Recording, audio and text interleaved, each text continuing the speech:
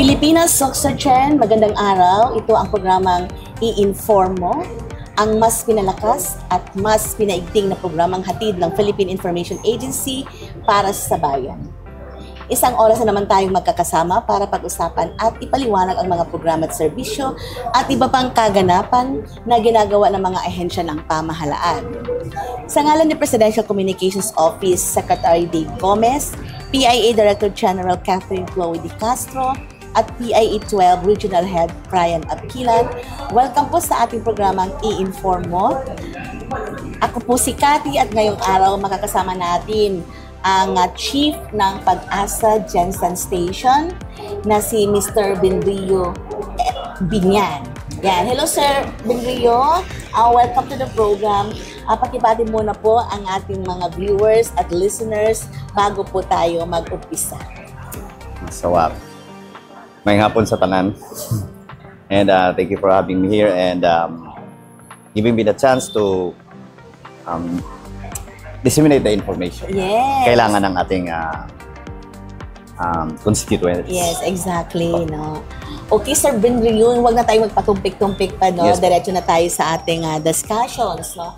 At ito ngayong araw na ito, medyo makulimlim. No? So ano ba ang weather system natin no? Sa itong araw na ito at sa susunod na mga araw pa? Yes, currently meron po tayong habagat na nakaka-apekto sa atin dito sa Mindanao, dito sa Soksachen area. And almost lahat talaga ng Mindanao. And then ito ay magdadala ng mga pag-ulan, lalo na sa hapon, sa gabi. And then minsan malalakas ang mga pag-ulan na dala nito. And itong habagat kasi nahila ito dahil sa kay Bagyong Goryo. Okay. So, meron tayong existing na bagyo ngayon, yung Goryo. Okay. Tapos si Goryo is nandun sa extreme northern zone, which is dun sa may Itbayat. I think nag-cross na siya. Palabas na siya. Kaso yung hila ng nung hangin is niya itong nahila niya, kasali itong habagat. Okay. Kaya umabot sa atin dito sa innermost sa Mindanao. Mindanao. So pag sinabi nating habagat, no, ay na yan, no, nagdadala na yan ng mga pag-ulan, tama ba? At ngayon nga ay meron tayong paparating na bagyo, no? So kaya at inihila niya ito si habagat, no? So mas lalong may tendency na mas lalong lalakas, no? Yung pag-ulan natin dito. Oo. Lalo-lalo na yung mga affected areas, tama?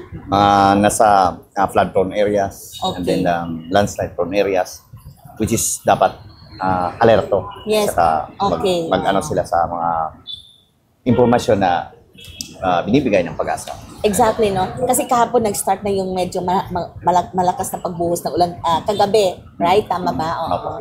So, I'm sure ngayong ngayong hapon naman ay meron na naman pag-ulan, no? At yan ba ay epekto na because meron tayong habagat at meron nga rin tayong yung bagyo natin na Goryo? Actually, it's part na. It's part na. Ng epekto ng habagat. Okay. Aside, syempre, meron din tayong locally, yung mga localized thunderstorm natin, no? At saka mga cloudiness. No? Okay. So, syempre, no, Sir Benrio, alam naman natin pag pinag-uusapan natin yung mga habagat, amihan, no? Medyo technical pa yan, no? So, paano ba i-explain yan, no? Paano mo siya i-laymanize para naman maintindihan ng mga kababayan natin na nanonood at nakikinig sa atin? Kasi naghanap pa yan sila, baka i-google pa yan nila itong pag sinabing habagat, ano ba ito? Kasi although, syempre sa amin, lagi mo nang inuulit-ulit sa amin at approximately may mga idea na rin kami niya, pero yung sa mga ordinary mamamayan, ano ba yung paano ba yan i-explain, no? Na in such a way na maintindihan nila at makapaghanda sila. So ang habagat kasi meron tayong dalawang klaseng monsoon ang tawag po dyan. So monsoon, ito po yung meteorological term na ginagamit namin. Ito monsoons is seasonal po ito. Oh, okay, seasonal. Seasonal po ang monsoons, ang itong habagat at saka ang amihan. Okay. Habagat is the southwest monsoon and the amihan is northeast monsoon. Okay, okay. So, ang mga hangin kasi, mga wind systems, is pinapangalan kung saan sila galing. Okay. Okay. So, how about yung Southwest Monsoon? Ano yung kanyang, saan ito galing pag i-illustrate mo dito sa Pilipinas, no? Oh, let's take, for example, itong ating bansa. Saan ito galing? Anong mga areas, no? Provinces, no? Na apektado nito? Usually kasi ang habagat, ito ay galing po ito sa, sa may karagatan. Dito banda sa may Indonesia, Malaysia, ganon na mga areas na mga karagatan na dyan. Tapos ang dahilan kung bakit merong malakas na hangin, which is ang habagat, malakas na hangin na umiihip papunta dito sa atin sa Pilipinas, is ang kaibahan ng pag-init ng lupa at saka dagat. Okay. Or karagatan usually. Talaga. Kasi cold air sinks, warm air rises. So kung yung malamig na hangin is babagsak, yung mainit na hangin is aakyat. So ito ba yung nagtatakbo sila? Yung cold air at saka yung warm air, nagme-met?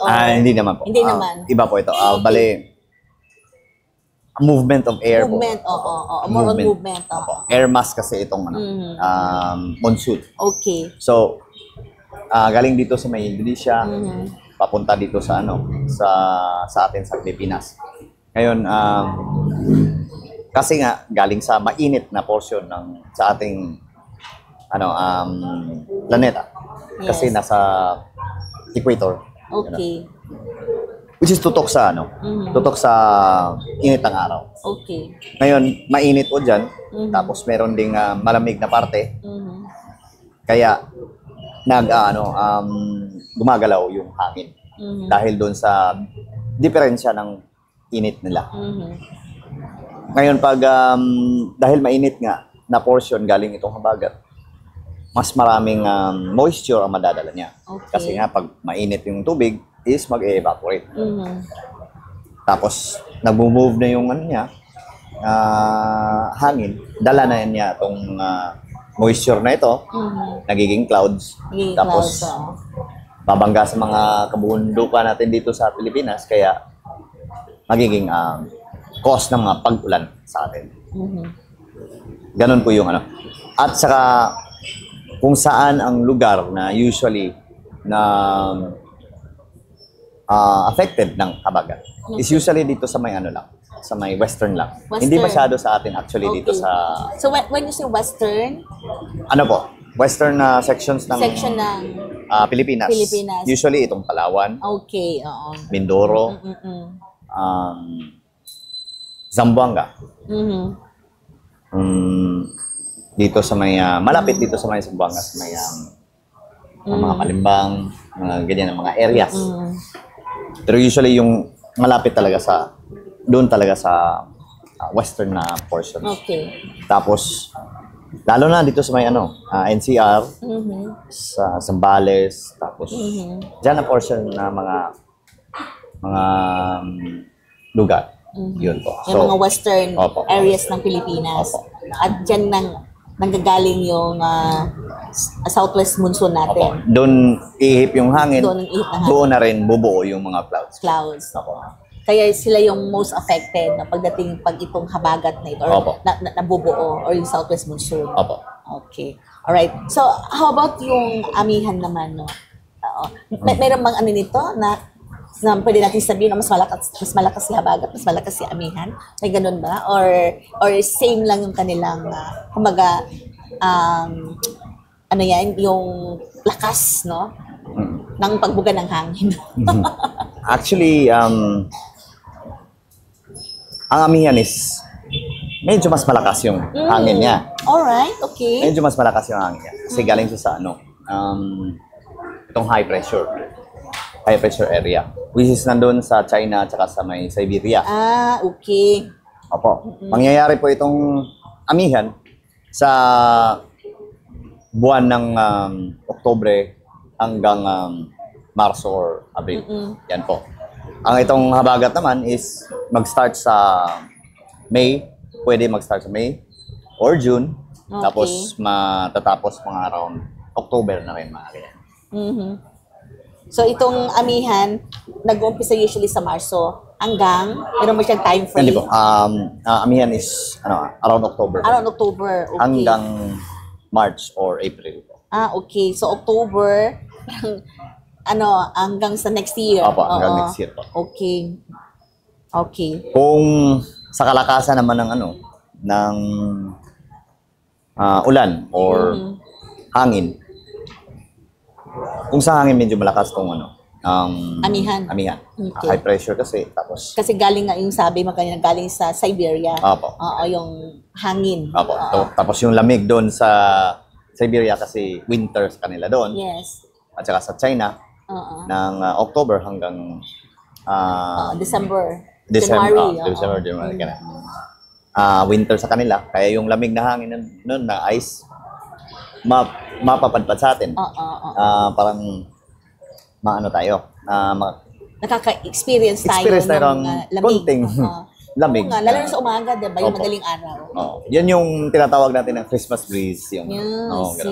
So itong Christmas breeze, galing pala ito sa amihan, yung tinatawag natin Opo. amihan. Tama po. Okay.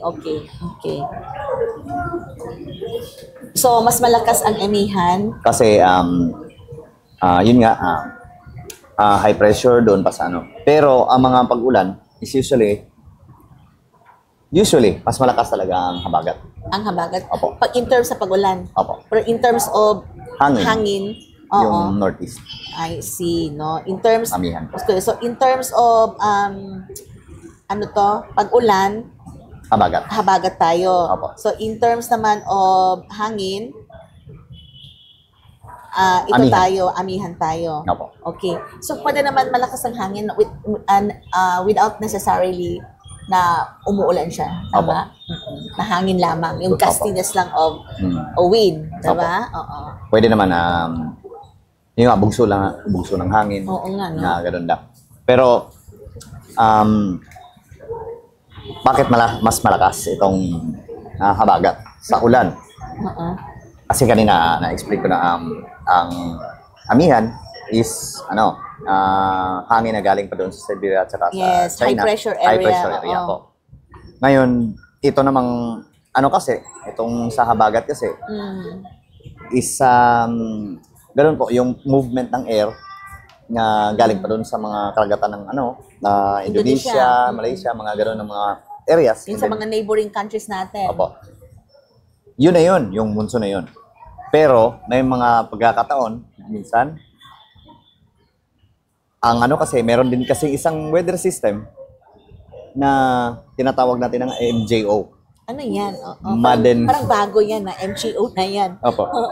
Ito pong MJO is ito yung tinatawag na Madden-Julian Oscillation. So which means? Ito yung cloud clusters or maraming clouds na nabubuo galing pa doon sa Indian Ocean. Okay. Tapos nagta-travel ito eastern ang direction niya. Oo. Papuntang east tapos lilibot sa planeta. Okay. It takes about around I think 60 days. 60 days. Opo. Ang kanyang 60 travel. Days. Opo. Pag Paikot. paikot dito sa natin. So clockwise, counterclockwise? Ano ang kanyang movement? West to east. West to east. Oh. Kasi yung hangin natin usually east to west. Okay. So ito naman baliktad, opposite Baliktad niya. po ito. So pag sinabing parang counter, no, clockwise. Opo. So baliktad. Baliktad siya. Ganun. Okay, Ngayon, pag may habagat kasi, tapos itong Madden-Julian Oscillation na ito, umabot dito sa atin. Na pagkataon na doon din ang niya dito sa atin sa Pilipinas. Mas malakas na ang epekto ng ng habagat. Okay. Yun na po. Oo. At kung hahaluan pa siya ng May bagyo pa. Oo. May bagyo pa, may Madrid Julian Oscillation pa. Kasabay nito, itong habagat. Kaya, yun, ano na, delikado na. Yes, delikado na. Talagang magiging typhoon na talaga siya na malakas. No. Yung basta typhoon, meron naman kayong ano yan, no? Kumbaga, classification, diba, na hindi mo naman matatawag yung isang siyempre sa Tagalog, bagyo lang yan siya, pero meron pa yan siyang category pagdating sa pag-asa. Apo. Okay, so saan nag-i-start usually yung kanyang Yung ano kasi, typhoon natin, or tropical cyclone, bago natin tawagin sa typhoon. Kasi yung typhoon, ito na yung malakas na, Ito na talaga. Oo, yun na yun. Oo, ganun. Itong ano natin, may category tayo, 5 na category sa sa bagyo. Una, hindi kasali sa category is itong LPA muna. Kasi na ano ito madali lang itong mawala. Ang LPA, Opo. nalulusaw ba yung Nalulusaw LPA? lang ito. Hindi naman talaga ito Magpo-prosper into bagyo. Opo. Hindi naman to talaga lahat ng LPA magiging bagyo. Bagyo, yes. Pero ito yung simula ng bagyo. Ngayon, pag itong LPA na ito is lumakas na kumbaga nakuha niya yung mga prerequisites or yung mga kailangan niya para lumakas siya. Okay. Magiging tropical depression na. So pag sinabi mong nakukuha niya yung mga prerequisites para lumakas siya, anong ibig mong sabihin nun? Marami ang kailangan ng bagyo. Actually, maarte ang bagyo. Oo nga yun. Hindi yan basta-basta bubuo. Kikay din pala itong bagyo na ito. No? Opo. Dapat temperatura niya 26 degrees Celsius above. Okay. Dapat nasa ocean pa siya. Okay. Sa ocean na kasi bumubuo ang mga bagyo. Sa oceans lamang. Opo. Okay. Kaya saan bumubuo ang mga bagyo is dito sa Pacific Ocean, Indian Ocean, Sa karagatan, okay. Atlantic Ocean. Okay. Yan po. So, pero mga ocean. Opo. So, ito naman, pag bumuo na itong itong nagiging tropical depression siya. Ngayon, pwede din siyang, kung lalakas pa siya, una ang category is yung tropical depression. Oo, TD. Opo. Nag-mention ka ng mga categories of typhoon. So, sabi mo nga, usually nag-uumpisa yan sa LPA, pero ang LPA hindi naman masasabi na magpo-prosper talaga ito bagyo because nga madali siyang malusaw, no? Unless kung ma-meet na yung mga categories o yung requirements for it to become Tropical cyclone. Tropical cyclone. Pag-develop sa LPA into tropical depression. Yes, Pero ang tawag ani tanan Okay. is tropical cyclone. Tropical cyclone, okay. Bale, muna siya ang katumbas sa hurricane. Hurricane, okay. Ang English lang ng bagyo is tropical cyclone. I see, okay. Kung tropical, kung siya ay ang bagyo ay tropical cyclone, ano naman yung mga storm, tropical storm? Ito na yung mga mga kategory na. Kasi ang storm sa Filipino is bagyo din, 'di ba? Opo. So, Parang isa na lang natin. parang sa Pilipino kasi yung yung lahat na lang, wala namang ganyan-ganyan, bagyo lahat. Opo. Either tropical depression yan, either tropical cyclone yan, basta bagyo. Okay? Or either malakas na bagyo yan, bagyo pa rin, 'di ba? So, ganito na lang.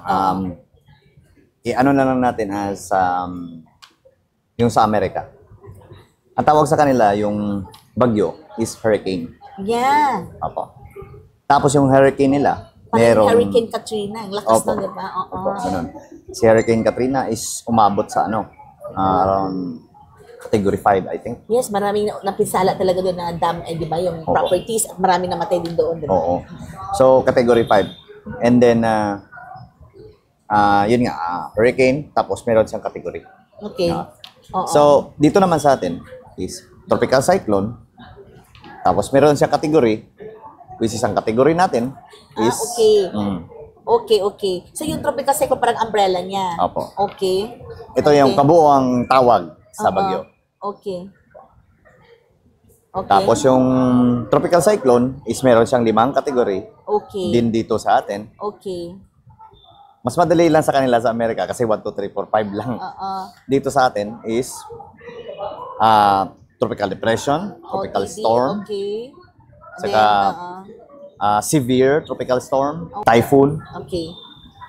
and then super typhoon. So yun ang kanyang category no sa typhoon. So now I understand no. Yung 5 categories na yun ay nafo-fall na siya doon sa tropical cyclone. Yun ang kanyang pinaka-umbrella na name, no, tropical cyclone. And Opo. under which yung 5 categories na tropical depression. Pag sinabi mo tropical depression, hindi pa masyado malakas yan. Opo. O, kumbaga, nagbi-build pa lang siya ng kanyang power. Kumbaga Kumbaga, oo. Nangunat pa. Nag-aamas. Nag-aamas pa siya ng kanyang, Tapos kung titingnan natin ito sa sa satellite image, Yeah. which is pwede naman tayong tumingin, tayo lahat, available naman ito sa public. Okay. Meron nga dyan sa yung ginagamit usually ng mga tao ngayon, yung windy. Okay. Yun po. Makikita ninyo ang forma nito, itong tropical depression, cloud clusters pa lang siya. Cloud So wala pa clusters, siyang ikot. Yun. So, puro cloud. Opo. Kung ang LPA is, yun nga, cloud cluster pa rin. Tawag nito, yung marami talagang pagbuo at saka Maraming clouds. maraming clouds talaga. Ayan, Oo. LPA. And then pag tropical depression is ganun, mas malaki. Mas malaki na mga clouds. Oo. Opo. Pero wala pa rin siyang movement yung mga clouds na yun. Hindi pa masyado. Hindi pa masyado. Hindi pa masyado makikita yung movement niya. Kasi nga, yung wind speed lang naman, naman itong tropical depression is up to 61 kilometers per hour. Imagine na lang natin itong, kung sasakay tayo ng motor, papatakbo tayo mga around 61 kilometers per hour. Yung hangin, which is ang apparent wind, yung mararamdaman mo na hangin pag tatakbo ka ng mga 61 kilometers per hour, is yun yung lakas ng tropical depression. Tropical depression. Okay. So, Alright. ganyan yun. Tapos, kung sa satellite image is hindi mo makita muna, sa ordinary yung tao, hindi makikita yung sentro ng tropical depression. Pero meron na talaga yan. Anong term sa inyo yung sentro ng tropical depression? Yung eye. Ay. Opo. Okay. Pag magiging na siya, lalakas na siya, magiging tropical storm na siya. Dito mo na makikita yung ikot ng hangin. Okay, oo. Ayan. Tapos yung circulation nito is counterclockwise. Pag ganun yung ikot niya. So counterclockwise na siya. Opo. Ibig sabihin malakas na siya. Opo. Lumalakas na. Lumalakas. Makikita na ng ordinaryong mamamayan yung Mata. ikot. At saka Yung ikot niya. Hindi pa ang mata. Hindi pa ang mata, yung ikot lang na. Yung ikot lang. Mas makikita kasi na na hihigop na niya yung mga rain bands. Or gagawa na siya ng mga rain bands. Rain bands yung sa bagyo. Diba parang may ganun na parang paikot na mga clouds. Na ganun. Yun po ang tinatawag na rain bands. Yan, mga clouds na yan na papunta doon sa gitna ng bagyo. Okay. Tapos pag magiging na siya, severe tropical storm na po. Ayan, meron na yan siyang mata. So, makikita rin yung mata. Yung tropical storm, pwede naman makikita yung mata. Pero dapat medyo malakas na siya. Okay. Halos aabot na sa around 88 kilometers per hour. Yan po. Okay. Okay. Ito namang severe tropical storm is pwedeng umabot sa around 89 to 117 kilometers per hour. Ano yung tropical storm? Severe tropical Severe storm. tropical storm. Okay. Tapos meron na yan siyang mata. Okay. Yung rain bands niya, na masyado. Pronounced na masyado. Kikita mo talaga yung ikot ng hangin. Okay. Ganyan po.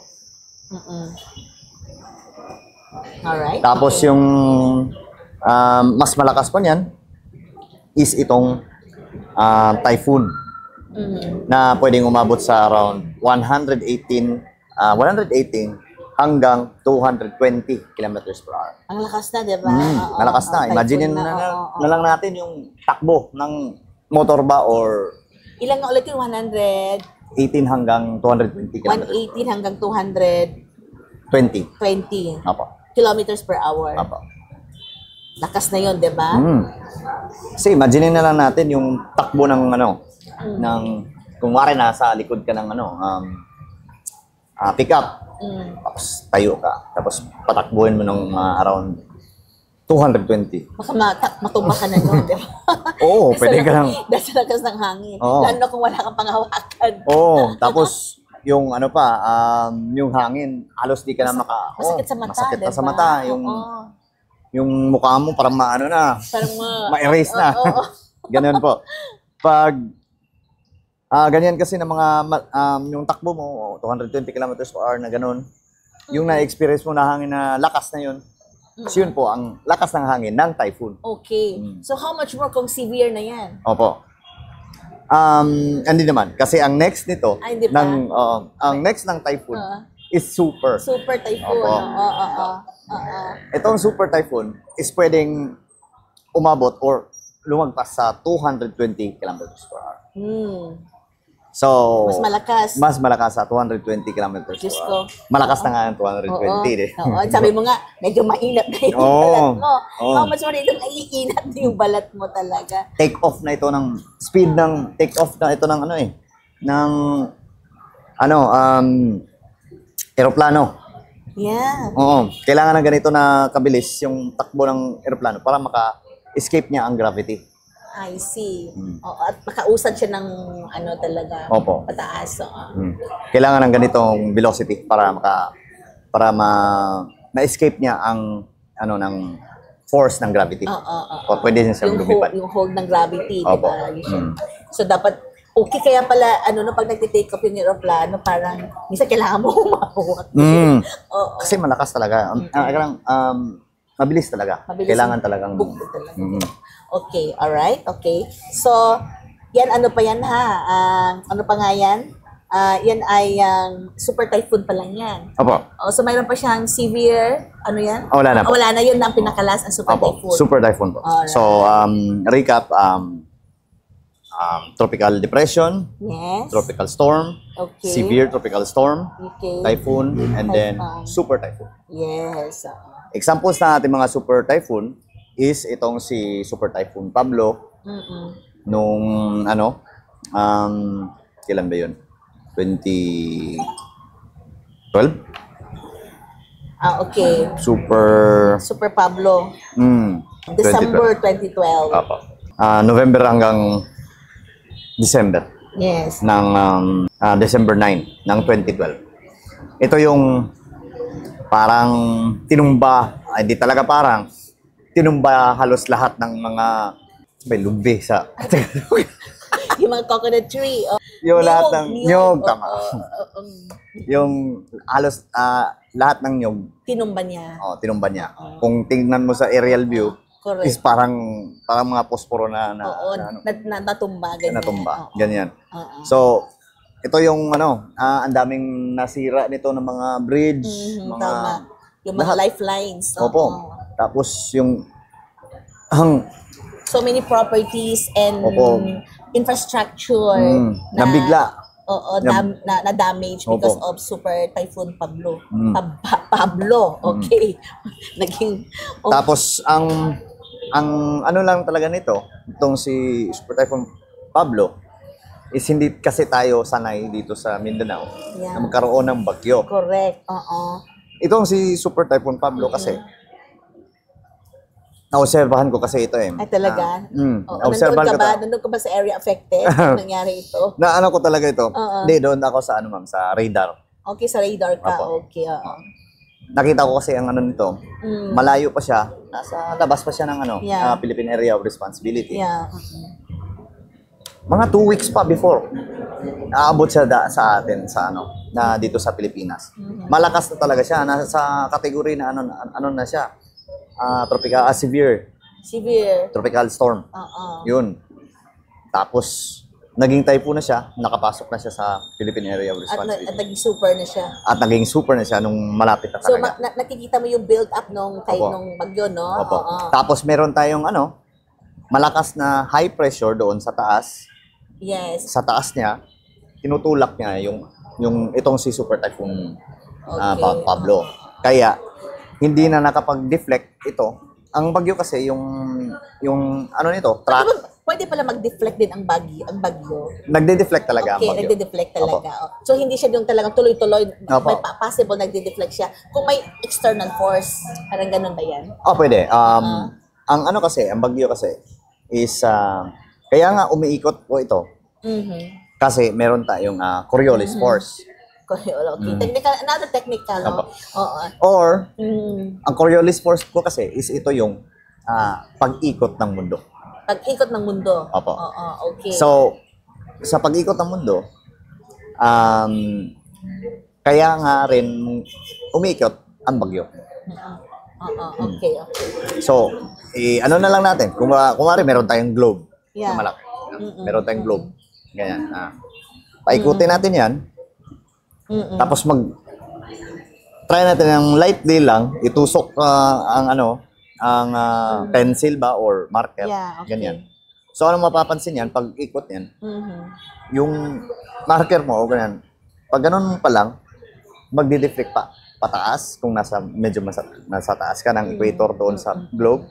Tapos pag ganyan mo naman sa medyo pababaan mo, magdi-deflect na naman doon pababa. Okay. So yun po ang ang Coriolis force. Coriolis force.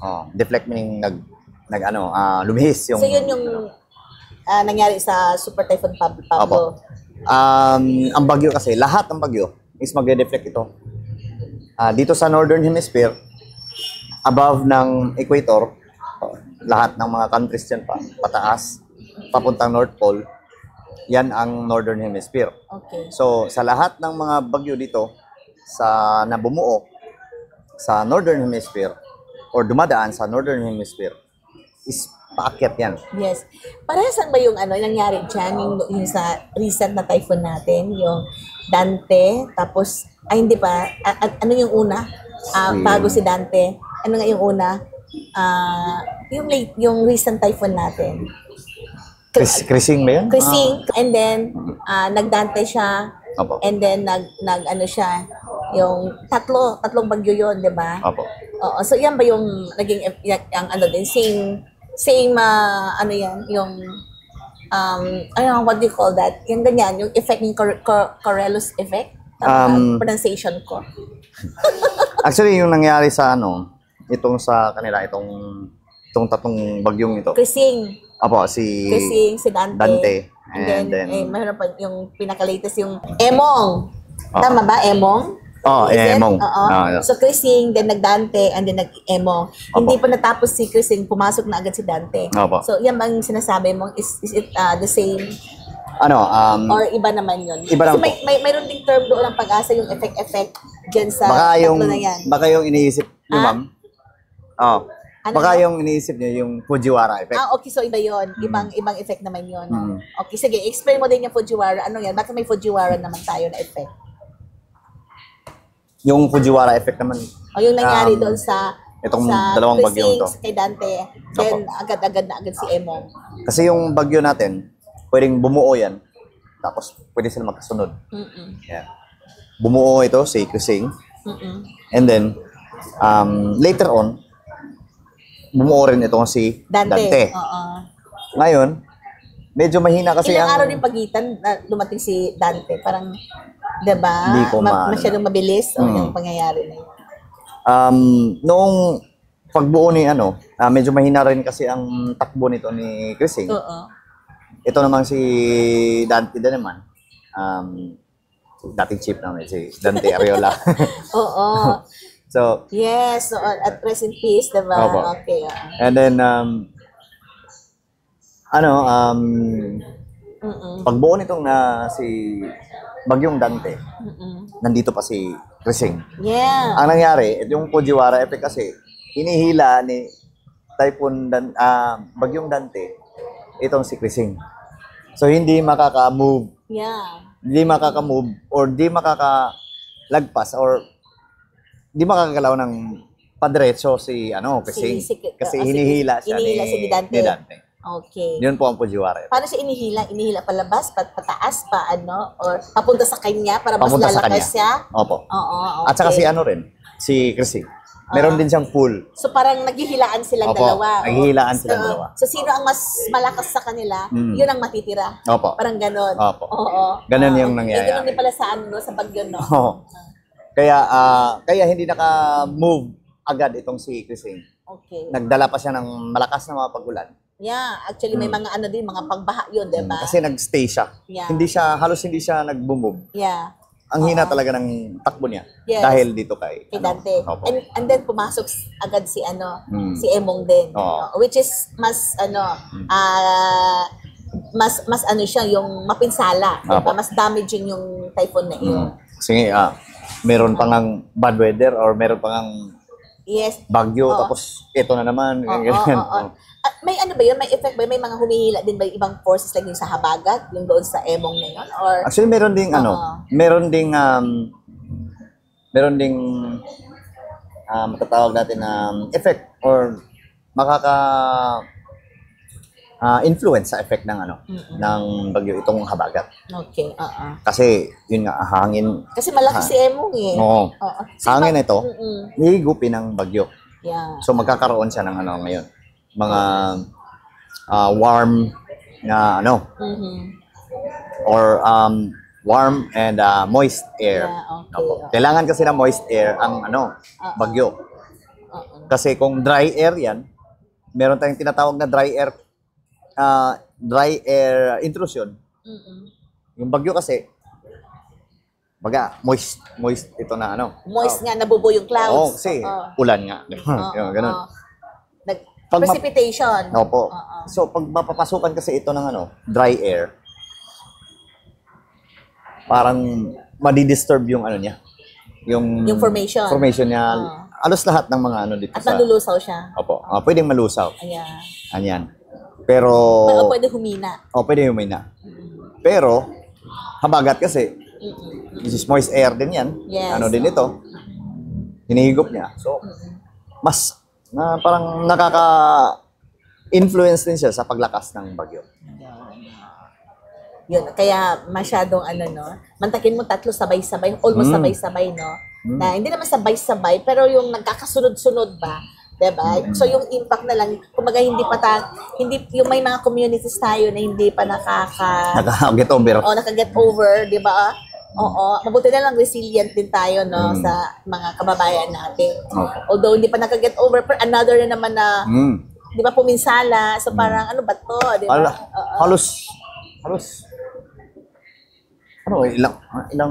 ilang weeks din yun. Siguro mga 2 weeks. Yeah. Walang pasok dun sa NCR. Exactly, no. Oo, dahil sa Emong, yung walang pasok.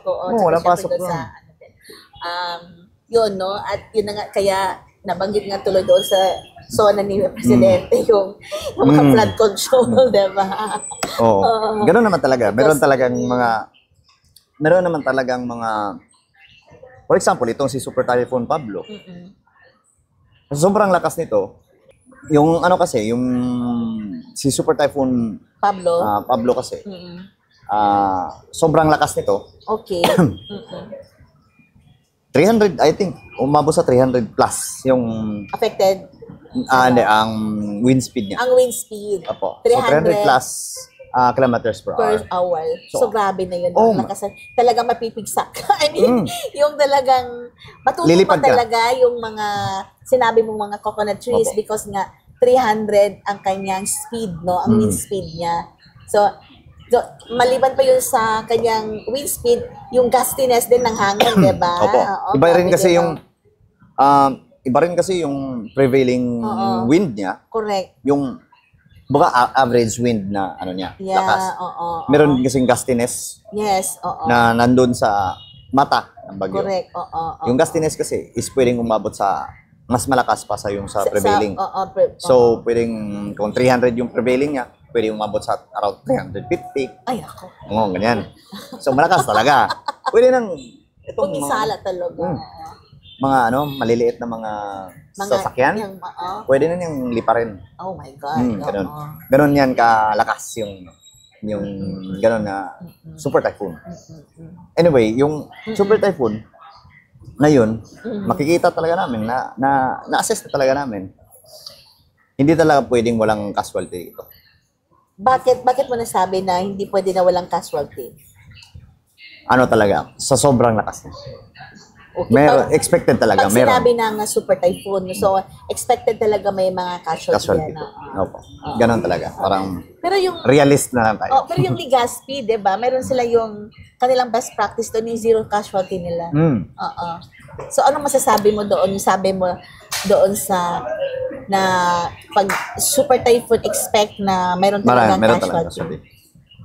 Siyempre naman, ayaw natin ang casualty. Of course, yeah. Baka isa na tayo doon sa casualty. Ganon, di ba? So, ayaw natin na maging isa sa mga casualty. At ayaw natin talagang may mga casualty. Opo, kasi, damages. Kasi, that would be, din naman, I mean, mga Pilipino tayo, ayaw natin may mga kababayan tayo, di ba? Na nagiging casualty because na of this, weather disturbances natin. Opo. So, ayaw talaga natin ng casualties. So, ang ginagawa natin, yun nga, which is tinuturo ng ating gobyerno na magiging prepared tayo. Meron tayong preparedness, mitigation, lahat-lahat. Mga ganyan. So, pag meron tayong ganito, mga training, alam na natin kung anong gagawin. Pag mayroong bagyo, mga ganyan. At least ma-minimize yung casualty. Yes, oo. At syempre, tingnan din natin, no? Aside pag may mga bagyo, meron din siyang yung mga storm surge, tama ba ako? Opo. Oo. Okay. Excuse me. Bale, yung storm surge naman is produkto ito ng bagyo na nandun sa coastal areas. Correct, oo. Yung, kasi, sa lakas ng bagyo, imagine na natin yung bagyo kasi parang vacuum kasi ito. Yeah. Ang bagyo, vacuum. Kumbaga, hinihigop niya ang hangin. Tapos pag nandito yan sa dagat pa lang, hinihigop niya rin yung dagat. Correct. Sa ilalim niya. So pag hinihigop niya yung dagat, tumataas yung wave. Yeah. Kasi nga doon sa yung vacuum na yun. Tapos pag tumaas ito, meron pa siyang, siyempre, kasi bagyo, malakas yung hangin niya. So, paghigop niya ng tubig na ito, tataas yung alon, itutulak na naman ito ng lakas ng hangin ng bagyo. So, pag matulak ito ng bagyo, constant ito. Malakas talaga ang nito. Di tulad ng tsunami na yung tawag ito, yung pulse ng ng earthquake, yun din ang yung ng wave. Dito naman kasi sa sa storm surge, constant yung na talaga na, yung tapon ng mga malalakas. Waves niya, yung malalakas na alon. Malalaki ng mga alon. Constant talaga, talaga yan. So, delikado ang storm surge. Yung yung Super Typhoon Pablo, first time ba yun, na nangyari sa Mindanao, na affected talaga yung Mindanao, like particularly yung Compostela Valley, yung Davao Oriental, diba? Yung pa ba ang mga affected sa Mindanao, yung yung mga yung mga barangay ba dyan, no? At syempre yung mga other affected areas pa, no? Parang as far as ba yan? Syempre sabi nga coastal areas kasi nga nakararanas sila ng storm surge, di ba? Doon sa Pablo na yun. So, may possibility ba na yung magkakaroon tayo ulit ng mga ganong malalakas na super typhoon sa Mindanao, lalo-lalo na itong sa mga areas kung saan mayroong super typhoon?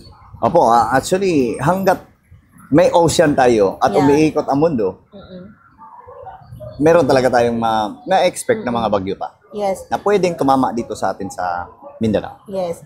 Yung mga ang Jensen, meron naman tayong dagat dito. No? In fact, sa Sarangani Bay tayo. At malapit din tayo sa, ano nga yan? Yang Ocean, Celebes Sea. Oo. So, pero wala tayo masyadong nararanasang bagyo sa Jensen. Kumbaga may bagyo. No? Oo, kumbaga. Ano yung mga, sa palagay mo, yung mga safety nets na meron ng Jensen? Ganito po kasi. Ang LPA at saka itong mga bagyo. Ulan lang kasi talaga yung ano natin dito, yung floods. Yung LPA at saka itong mga bagyong ito is bubuo lang talaga ito sa mga large bodies of water. Yes, okay. Very large bodies of water. Specifically, oceans. Okay. So, diyan siya pwede bubuo sa mga rivers or lakes. Ganyan. Hindi siya pwede bumuo sa ganyan. So, because nga, pero may ocean naman tayo, di ba? Sabi ko kasi Sarangani Bay. Sa Celebes Sea naman kasi. Celebes Sea, ano yun sila? Na sandwich kasi sa I see. So, sa dalawang large lalaking mass of land sa Pilipinas, sa Mindanao, at saka ito sa Brunei. Ganyan. Okay. So, parang nagkaroon ng protection sa kanya. Hindi masyado. Parang ganun ba? Opo. Hindi masyado bubuo ang bagyo. Pero LPA, pwede. Pwede. Opo. Okay. So, yun yung dahilan kung bakit hindi tayo masyadong nakaka-experience dito, no? Because of that, sabi mo nga, yung Celebes Sea na surrounded by land. Landmass. So, like, ano yun? Yung Brunei? Brunei. Is Brunei and Opo. At saka sa Indonesia, mga ganyan. yung mga ganon. Okay. LPA pwede. Pero, LPA. bagyo talaga. Yung iko talaga. Okay. So, okay, no? Kaya napupunta doon sa mga karating natin, no? Na bayan dito sa Mindanao. Lalo na yung Super Typhoon Pablo. Talagang gabing, kasi ang layo ng malayo talaga ang ng baga kukunan ng lakas ang bagyo. Yeah. Nandoon pa sa Pacific Ocean. All right. So habang nasa kasi siya sa tubig pa. Meron pa siyang lakas na pwedeng kukunan. Kailangan kasi ng moisture. Kailangan ng mainit. Wala namang at saka yung meron din tinatawag natin na meron kami tinatawag na ano yun? Yung term na yun. Basta yung forma ng pagbuo ng bagyo galing sa surface hanggang paakyat. Kasi hindi naman talaga straight ng ganyan yung bagyo. Pag ganun yan kumbaga slanting pa nga yan pag ganun talaga yung bagyo. Ngayon, pag hindi niya ma-maintain itong shape na ito, yung ng bagyo na ito, hihina siya. Hihina ang bagyo. So, kailangan niya constant at consistent yung ganun na form at saka yung yung kukunan niya ng enerhiya. Okay. Alright. So, ito dahil nga puro typhoon pinag-usapan natin, no? Kasi nga yan ang pinaka kasi yung parang destructive, no? Kasi nga bago lang tayo naka-experience nung Typhoon Emong, diba? Opo. Was it, ang Typhoon Emong ba, was it anong classification nung category nung Emong? Si Emong is typhoon. Typhoons. Oo. Hindi pa nga siya nag-categorize into super, diba? Opo. So, pero super typhoon. Pero malakas. Naminsala din siya. Top, 4 na. Yes. Yung pala Super Pablo is, siya isa sa mga pinakamalakas at category 5? 5 po. Siya nga yung dahilan kung ba't mayroong 5 na category. Gano'n. Oo. Ika-5 na So that category. emanated from Opo. Siya yung nag-udyok sa pag-asa na gagawa ng bagong category. Kasi nga, hindi na siya malagay doon sa kumbaga current category namin na hanggang typhoon lang. So, gumawa ng super typhoon kasi lumagpas na siya doon sa yung typhoon. Yan ba sa Davao Oriental, may maraming mga dyan. Pagkas ako nakapunta sa Davao Oriental masyado. So, pero may mga ocean dyan na Ikaw ba nakapunta ka na doon? Oo, Kasi malapit sa yung Davao ka naman, di ba? Opo. Oo. Sa Baganga, sa mga ganyan, mga Oo, areas so po. ano siya? Open sea. Oh, Open I sea. see. Okay. So, nandun nga yung station ng Hinatuan. Okay. Nandun ang station namin sa Pag-asa. Oo. Merong so, nandun synoptic ka at saka time. may radar din. Oo. So, with that experience natin, sa tingin mo, nag-level up yung preparedness natin na in terms sa, mga ganitong typhoon, no? Na malalakas na typhoon. Opo. Oo. Yes, after nung itong Super Typhoon Pablo, doon na tayo na mas pinalakas natin or mas tawag dito, mas In-strengthen natin. No? strengthen, pinahalagahan na natin. Pinahalagaan kasi Oo. dati hindi masyado napahalagahan. Hindi masyado.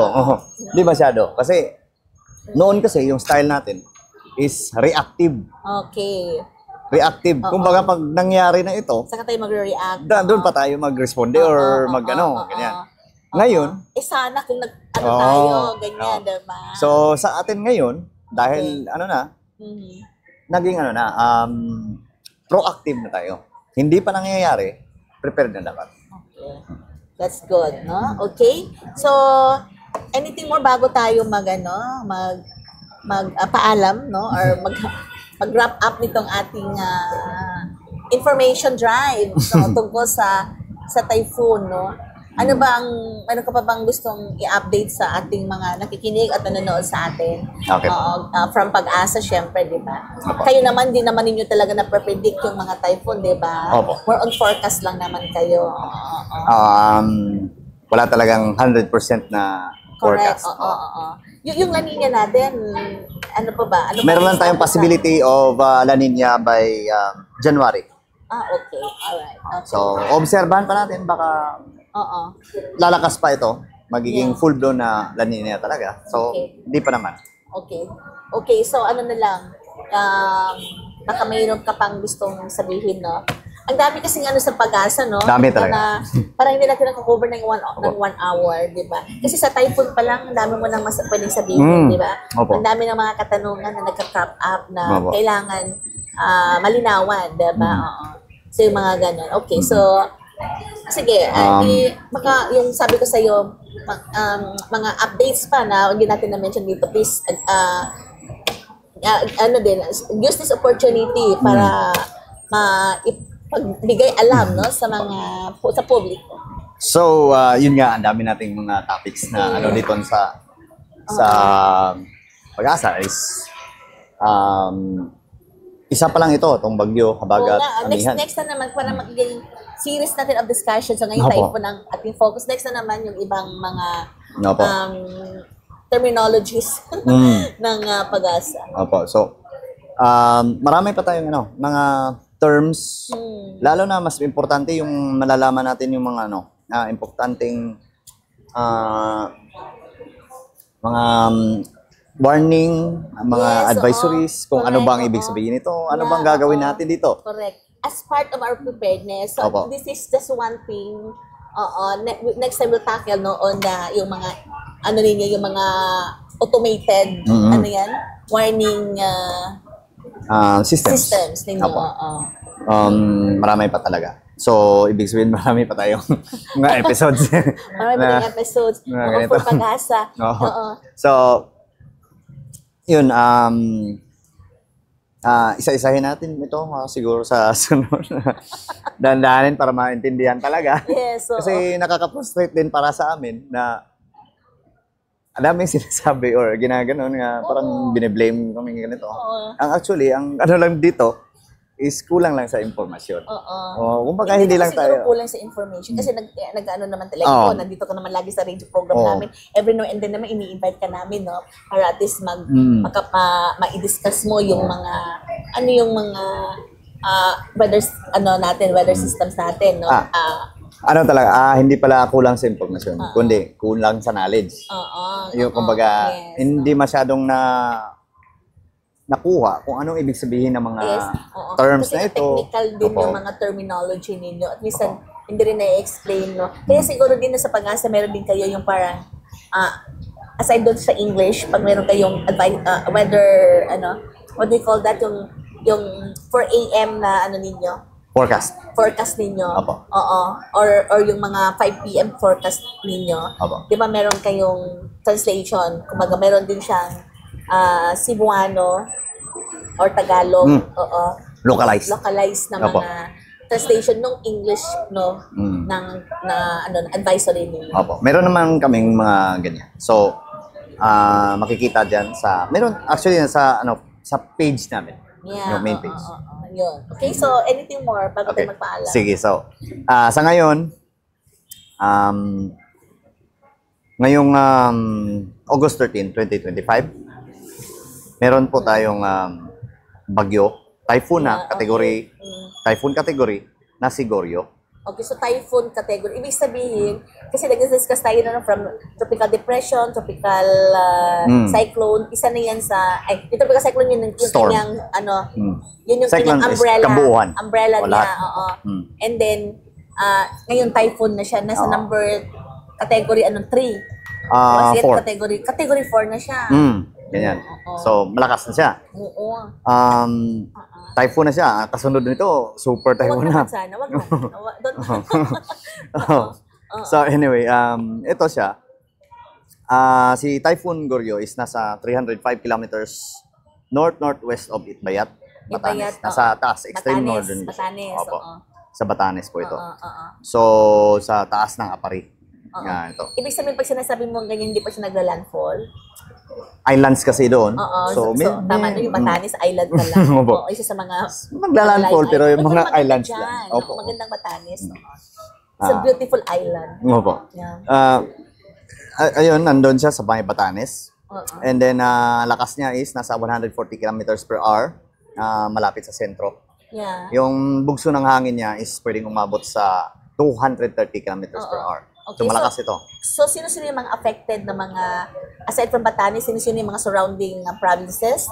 Yun po, pwede affected? maapektuhan dito yung sa Lawag, Apari, Okay. mga ganyan po. Yung mga Nandun sa taas. Okay. At saka itong island of Batanes, Yeah.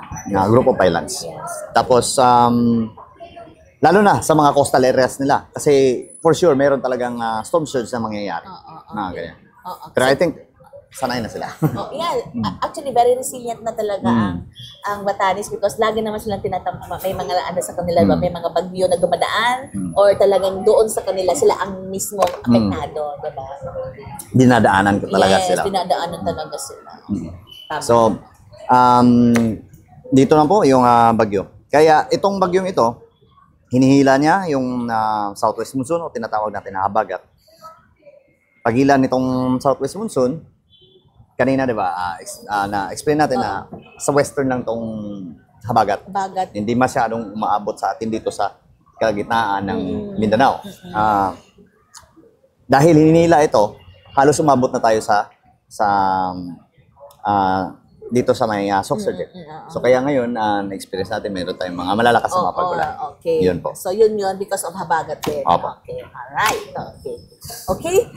So on that note, no, Sir Benrio, kung wala ka nang idadagdag pa, ano na lang, Teka meron ka pa bang idagdag? Yeah, I think gusto malaman din ito. So nasa Taiwan na ito si Goryo. Nasa Taiwan na siya. Ano siya, papalabas na ba siya? Opo, Or... palabas na ng Philippine see. Area of I Responsibility. see, papalabas na pala siya. Opo. Okay. So, bukas, nasa labas na siya ng Pilipinas. Okay. Yung That's bagyo good. nito. So, that would mean, hihina na rin yung mga... Dala niya rin yung habagat papunta palabas. Okay. Opo. Pero, maapektuhan pa rin dito ang Zamboanga, mga gano'n na areas. Okay. Alright. Yun na po. Okay. Maraming salamat. So, ano na lang, ang closing message na lang from you. So, paalala lang natin sa ating mga kababayan na para tayong maging habit natin na mag-check sa mga bulletins, mga warnings, advisories galing sa atin dito sa Pag-asa na dinidistribute ng ating mga media sa PIA Okay. at sa lahat ng mga Yeah. LGUs natin. Which is, ito po yung ano talaga, legit, kumbaga. Yes. Yung ano talaga. Exactly. Kasi avoid natin yung mga, ano yan sa Facebook na mga, Yung mga disinformation. oo, mga magiging, mag-cause ng panic na hindi naman dapat. Correct. Oo. Oo. So, alam na natin, dapat maging discerning tayo kung yung isang balita ay parang nagkakos ng panic, no? Opo. Or fear, Oo. nagsuso ng fear. Kahit na medyo may ano talaga, kumbaga tama yung mga ano doon. Misinformation, na medyo may tama. No, tama naman. Yung iba naman tumama. At yung iba, Pero yung, hindi naman kabuuan tama. oo, hindi naman kabuuan tama. Kasi hindi naman talaga sila yung Correct. ano doon. Okay. So, ganun. Maging habit natin na mag-check ng mga ganun para malayo tayo sa disgrasya at sa Okay. mga calamities. Yes. On that note, maraming salamat, no, Sir Benrio, sa pagpaunlak sa aming imbitasyon, no, at ito nga, nandito ka ngayon sa aming radio podcast. So, thank you so much. Thank you din. Okay? Alright, so, dahil dyan ay magpapaalam na tayo, Sir Benrio, at yan po, no, dyan po nagtatapos ang ating isang oras na namang talakayan patungkol sa mga programa at serbisyo ng gobyerno para sa mamamayang Pilipinos ng SOCSERGEN. Sa ngalan ni Presidential Communications Office Secretary Dave Gomez, PIA Director General Catherine Chloe De Castro, at 10 ng iba pang mga miyembro ng PIA Executive Directorate, at syempre ng aming PIA 12, no, Regional Head na si Sir Brian Abquilan. Ako po si Cathy. Hanggang sa muli, ito ang programang i-inform mo.